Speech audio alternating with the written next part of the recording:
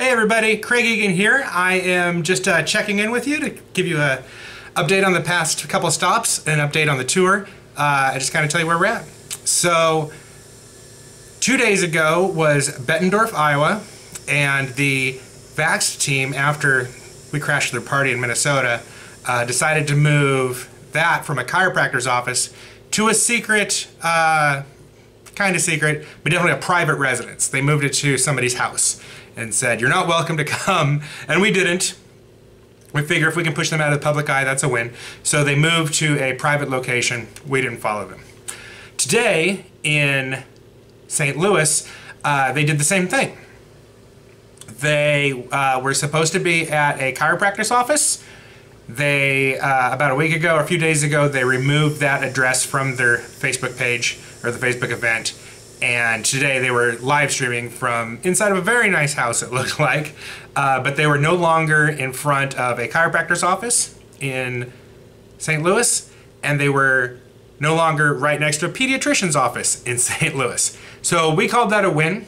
If we can not have that disease-promoting bus next to a pediatrician, we're going to go ahead and say that's fine with us. Go off, go hidden, go underground. Cool with us. So what did we do? We had the day free. So the first thing we did was we went over to St. Louis University and we stopped into one of their vaccine research labs. And we talked to a very nice woman. She didn't want to be on camera because, as she put it, even when she puts the most mundane pro-vaccine stuff on the internet, she's attacked by rabid anti-vaxxers. So being in a video with me was just going to cause her too much of a headache, and I can respect that. But she had a very nice talk with us. They are currently in phase 1 testing for a Zika vaccination. They've also done a tuberculosis vaccination. She historically has worked on bird flu vaccinations that are now currently ready if there's ever another outbreak. And we talked about the anti-vax movement. We talked about all the testing and the years of testing that go into vaccines before they come on the market. She was very knowledgeable. She was very gracious. We had a really good conversation with her. We got her contact information, and hopefully we'll be able to do more with her in the future. She was super cool. So then from there, we made our way over to Monsanto's world headquarters because we figured we were in town. Maybe we can go tour Monsanto. Unfortunately, it isn't quite that easy. You kind of have to arrange that in advance. But there was a very nice security guard who gave us the contact information if we wanted ever to set that up.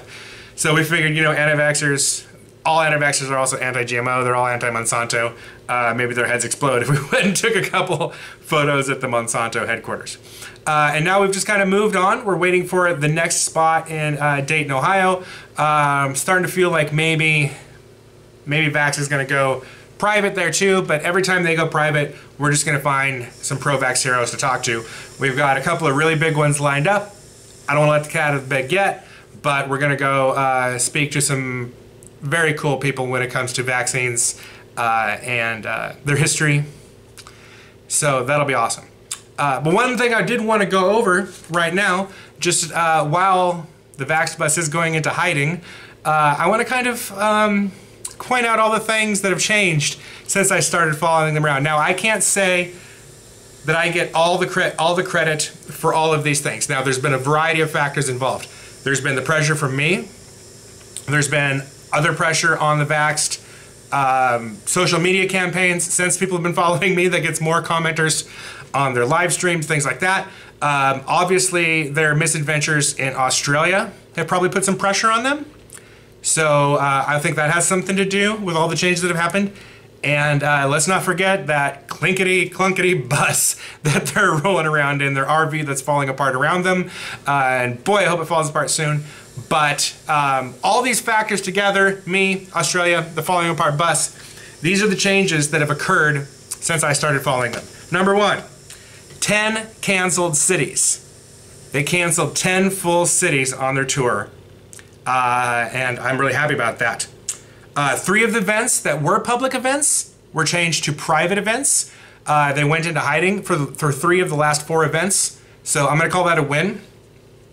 The one of the events that they started out trying to keep it secret, the one in Minnesota, Before the bus even arrived, there were protesters and public health workers already waiting for them to greet them as they pulled into the park. So I'm going to call that one a win. Also, one thing I've noticed is there's no longer a merch table. Every stop we went to at the beginning, there was a table set up where they had Suzanne Humphries books, they had copies of Vaxxed, they had t-shirts, they had hats, some of them had supplements. No longer is there a merch table. I'm not sure why that is. Maybe their spidey sense kind of felt me looking up state sales tax laws and things of that nature, and they didn't want to risk it. But no longer is there a merge table at every stop. That one actually ended a few stops ago. Haven't seen one. And today we get confirmation, no more Suzanne Humphries. There was a lot of rumors about infighting. There was a lot of rumors about her being really fucking pissed about the whole thing in Australia. But she hasn't been back since. She was supposed to be back today, or yesterday, this week. She didn't show up.